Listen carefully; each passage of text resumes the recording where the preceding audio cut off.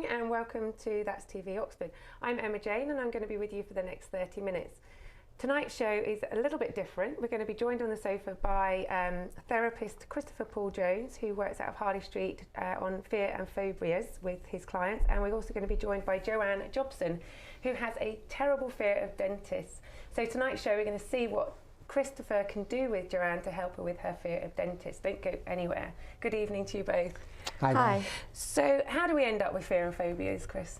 Well, it's normally a trigger. So something happens in your past that scares you, and then whenever you come to experience that in future, your mind is reminding you of that childhood experience or that experience from long ago. And is it easy to help people with such deep-rooted blocks? Because I think Joanne has got quite a deep-rooted block, hasn't she? And I can actually feel her feel the tension. Yeah, it's cool. We're going to get a dentist in a minute just to test. Yeah, we're not doing that, by the way. Yes, it is fairly easy once you scramble those patterns. Once you take out that initial emotional charge. Whether I can do it at the time frame we have today, we'll see. But we're going to have a go. So what do you find the client's biggest fears are at the moment? I say, well, one of my specialties is fear of flying. That's a common one people come to. And at the moment, I guess that's that's big because it's been in the news and whatever. Dentist is quite high. It's in the top 10. I think it's number 3. Yeah. Spiders and snakes very high as well. Yes. Even in England where spiders don't really hurt you, it's still very high up. So. Yeah, because of the crawling over your body. Are you okay with spiders? Yeah, I'm fine with spiders. So why did you become a fear and phobia specialist? Well, I used to have a few phobias myself. Phobia of flying, and I used to have a phobia of public speaking as well. So when I kind of learnt this stuff and applied it, I was like, oh, that's really good. I can kind of help people and make a difference. And you don't realise when you've had a phobia for 20 years, or you don't realise that actually it can be quite easy to change it. Yeah. So how did you end up with such a big fear of dentists then, Joanne? I think I had a bad experience as a child. So I think one of those notorious school dentists. And I think it's just got perpetually worse since then, to the point where I now just don't go. You don't go at all? When was the last time you visited the dentist? About 4 or 5 years ago. Okay, wow. So you really need to get yourself sorted, because that is every 6 months, isn't it? We should be going to see it. So the fear turned into a phobia, is that right, Chris? Well, sometimes if the initial event is strong enough, if you have a really traumatic experience, that's enough for the phobia to go for all your life. Sometimes it's a little sort of a bad experience, and then you have a couple of bad experiences in a similar thing. Like with flying, you have a turbulent flight, and then you read about a crash in the press, and so over time it gets stacked upon, basically.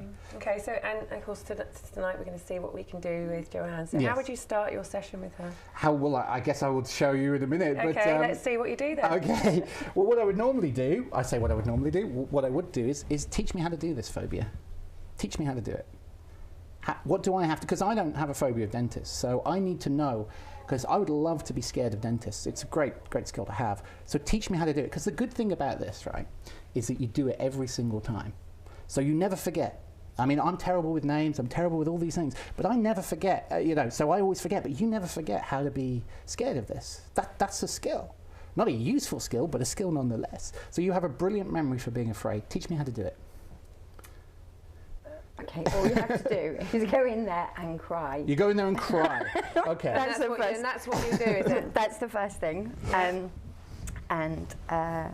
what do I need to think about in order to cry? So break that down for me. What do I have to focus on in order to get into that emotion?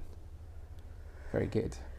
You don't need to think about anything. So the smell of the dentist. The smell of the dentist. Okay. When you go in there. I think that's called clean, isn't it? Isn't that like... No, it has a smell. Clinical. It has an odour. Okay. Dentists have a different odour to any other medical profession. Right, okay. So the smell, what was this here? That's me just checking my breathing. Okay. So your breathing's gone funny just from thinking about the smell and the fact that you cry when you go in there. Yeah. And then, and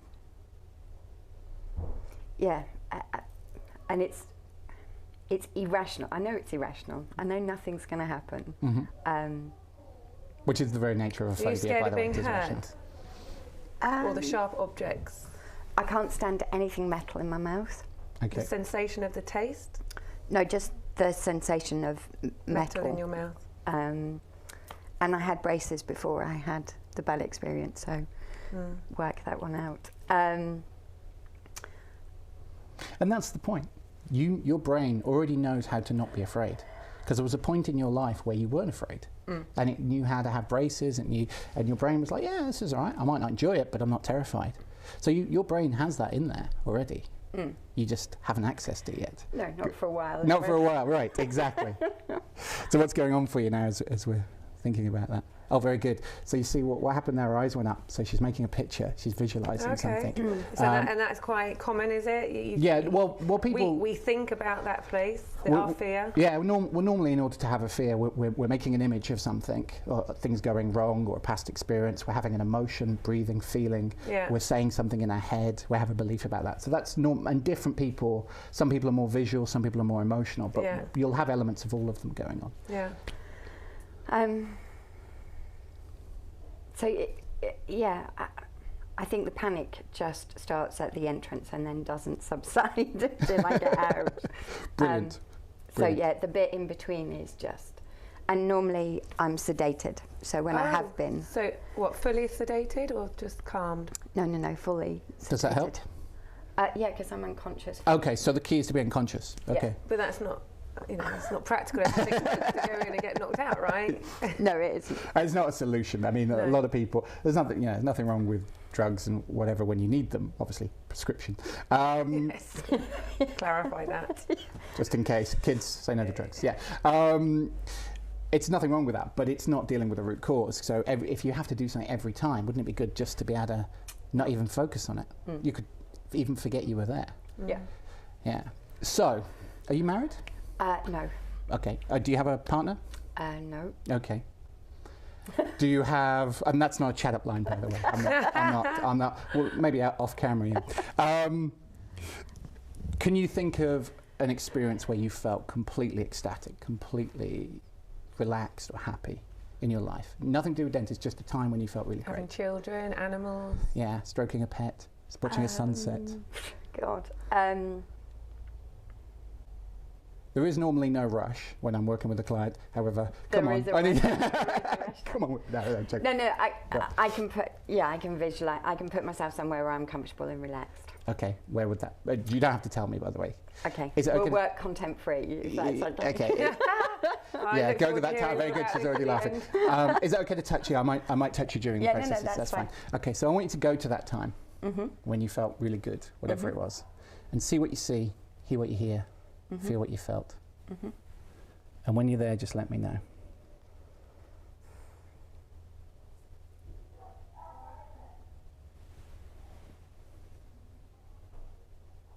you struggling with that one?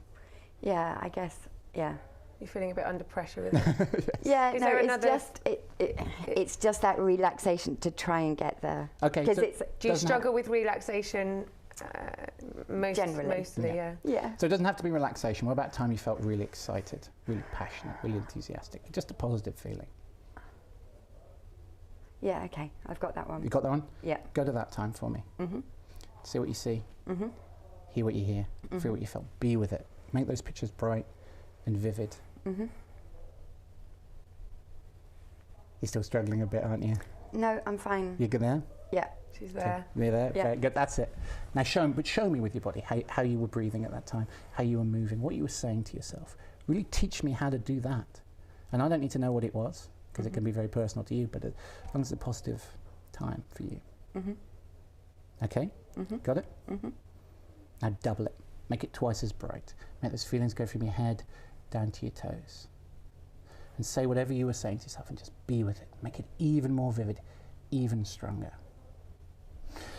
So the process you're doing there by touching her, what I'm doing connecting your emotion? Yes, so it's conditioned response, Pavlovian response. So the old Pavlov dog thing of ring the bell, feed them, ring the bell. If you get into a very positive experience and link it to something positive, in this case a touch, if we build that up long enough, that touch will eventually become linked to positive experiences. Right. Now that's true, and that's exactly what's happened in the reverse with a phobia. She's linked negative experiences to it. So you've got her to think differently, get to a positive place with her feelings, and kind of disconnect any kind of concerns. But you're not bringing this into the fear of dentists at this point? Not yet. No, You're I'm just giving her a happier place to be. And when while you're in this happy place, are you I know you've got cameras around you. You're probably feeling a little bit more under pressure anyway. You might have a fear of television after this.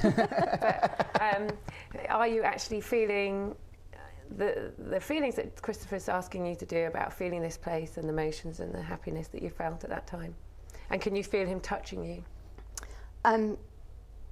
Yeah, so I have to concentrate quite hard to read.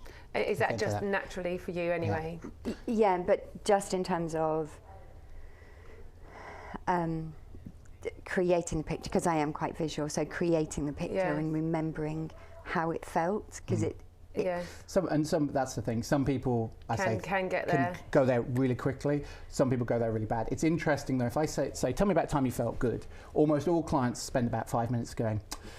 Well, really, it should be like, wow, having my daughter. Or, but they just don't access them. But if they go, tell me about your problems, they can straight there. They're in it. They're frowning. They're feeling it. And the body language change. I've watched I'm not an experienced person on body language at all, but having been in your just so close to you, I can feel you different. But we're going to carry on after the break. Okay. Thank you very much. Don't go anywhere, and we're going to carry on after the break with Joanne and her fear of dentists.